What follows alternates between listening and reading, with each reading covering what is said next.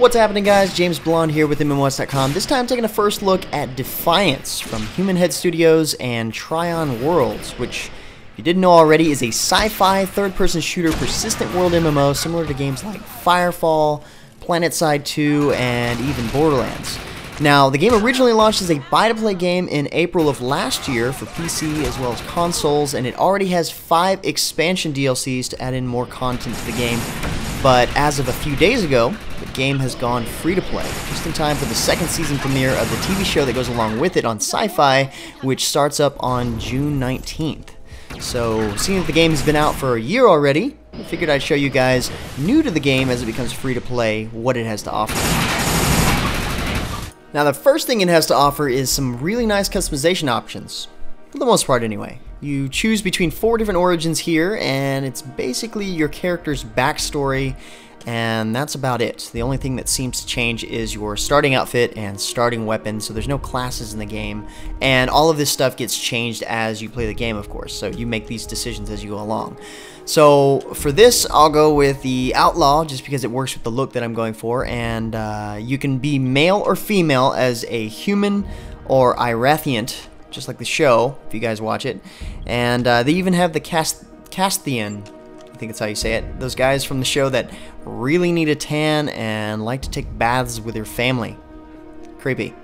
But to get access to these guys, you actually have to pick up one of the DLCs. So here I'm going to go with the female Irathiant Outlaw here. And you've got a few choices to make with the archetype that change up the face a little bit. There we go. Go with that one. I guess it looks best. And you can even change it up a little bit more here. You can select the nose, which also selects whether or not you have piercings. The same thing goes with the mouth. And here you've got some variation to the skin color, and then you get to select the voice preset. Hey. Hey, buddy. Soldier. How's the violence? Oh, wow. That one is way different. It's kind of like Tiny Tina from Borderlands or something. What's up? Hey, friend. Now, that one doesn't even sound like a chick. It sounds more like a South Park character. You're doing good work out here. Let's go with that one, just for fun.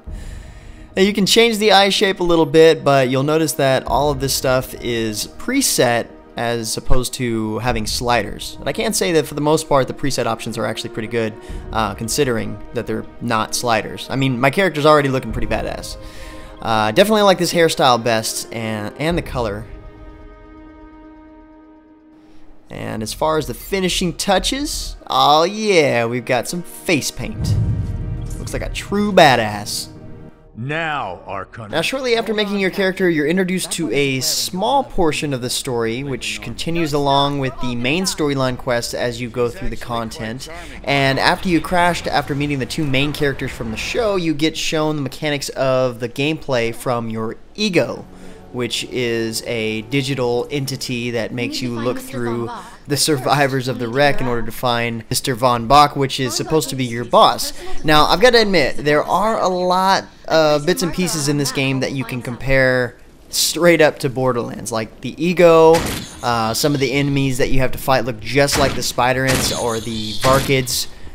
Your shield basically works the same way in the game, and in this game, you're not a Vault Hunter. You're an Arc Hunter. There's a difference. Either way, I have no problem with this at all. I just kind of wanted to make those comparisons. But like I was saying, you get your bearings in a short tutorial. Your controls are set up as you think they would be. You run with shift, you throw a grenade with G, melee is the F key, and you can roll with left alt. And of course, you can macro these out however you want to, but I think the controls as they are pretty nice. Now, at one point in the tutorial, you get to select your ego power, which is basically your character's special ability. There are 4 to choose from. The first one is a cloaking ability, which is probably my favorite, by the way. It lets you go in and out of cloaking while you attack enemies, instead of a lot of similar cloaking abilities in other games that go away after you attack once. So I like this one because it doesn't do that, and it lasts a pretty good amount of time. The next one is an attack buff called Overcharge that makes your weapon deal a lot more damage, which is good for any weapon you figure out, what you like using, especially the sniper rifle, I would think. And then you have a Decoy ability, which is my second favorite. It's pretty self-explanatory. It makes a copy of you that takes off running, distracting your enemies, of course. But the second part is that you can teleport to your decoy if you reactivate the ability within its time frame, which will, of course, let you get away pretty easily. The last one is called Blur, that makes you overall faster moving, and your melee attacks deal a lot more damage. And so once you try all of those out, it has you pick one, and that places you on one of the four corners of the passive tree that you can work your way around. And I suppose you can work your way over to the other abilities to unlock all four of them for your 1 through 4 slots. And some of the passives are actually interesting. Like this one here gives you a height advantage, letting you deal more damage to enemies if you are at least 2 meters above them. So once again, good for snipers. But I would say overall the skills are actually pretty general no matter what type of weapon you're going to end up using. So after you make it through the tutorial, you work your way over to the crash site where the ship that you were in crashed. And this is where the storyline picks up. We're really lucky to be alive. The crash is horrifying. And that's one thing I've got to say I really like about this game. Unlike a lot of other MMOs, this game offers an almost single-player-like campaign with really cool cutscenes where you run into the characters from the show, which makes it a lot easier for you to get into the game. The quests are exciting. They have dialogue that helps, you know, move it along and keeps you entertained. It makes it feels like the quest actually means something. You're doing something for the overall world.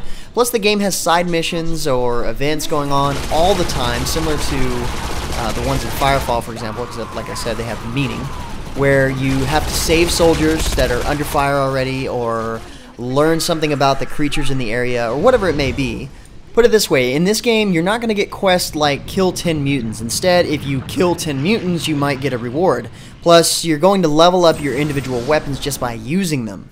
So, most of the game's content is set up dynamic if it's not part of the main storyline quest, which is, like I said, set up like a single-player campaign mission, which is nice.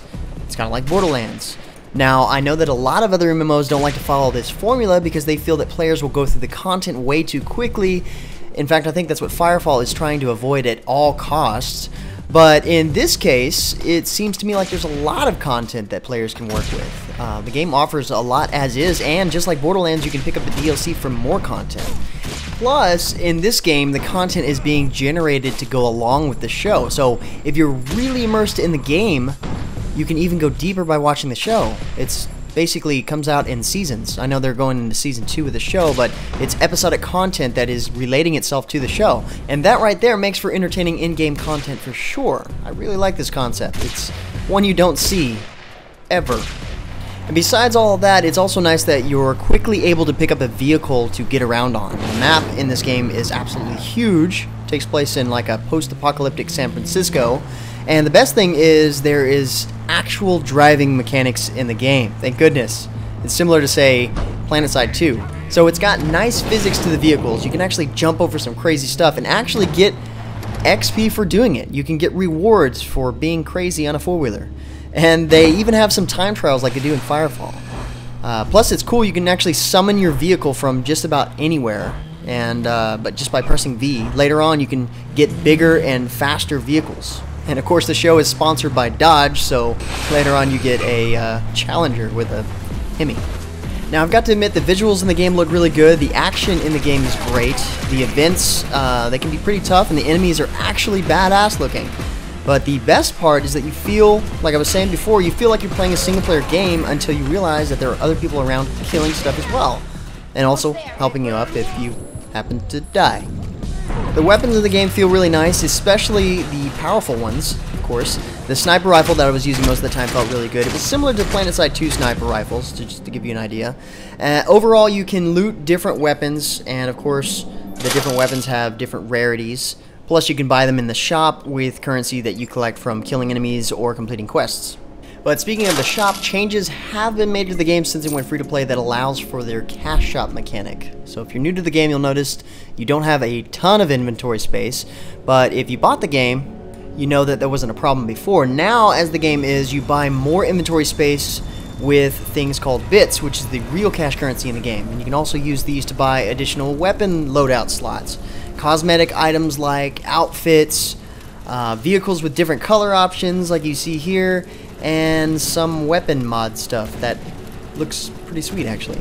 And, of course, bundles that give you the various items. Nothing that actually makes you have an advantage over anyone else. Plus, the game isn't really set up that way anyway. Now, if you bought the game, you keep what you have, plus your account will have more character slots, more loadouts, and inventory slots, plus you'll have 1,000 Arc Forge, which lets you respec your character entirely, several times. Not to mention you get 10% off of all of the stuff in the cash shop, among other things. So it's nice to see that original paying players didn't get burned on this one. And overall, I think they did a really good job of the game. Some of you already know this because you've probably bought into it. But I'm glad at the same time that it went free to play, seeing that we're getting a AAA buy-to-play game quality like Borderlands at the price of free, but still get to experience the MMO aspect of the game, and, if you choose to, get immersed in the TV series that goes along with the game. As long as they plan to make the show, they plan to release season-based content to go along with the game, which is smart. It keeps people logging in. Anyway, guys, thanks for watching. I definitely recommend giving the game a shot if your computer can handle it. There are a few bugs and glitches in the game right now, but mainly it's because there's a lot of new players in the game, so hopefully they get that fixed up. But other than that, guys, if you're looking for more information about Defiance, check the link in the description below to the game profile at MMOHuts.com. And until next time, guys, that's going to be it from me. I'm James Blonde. See you out there, gamers.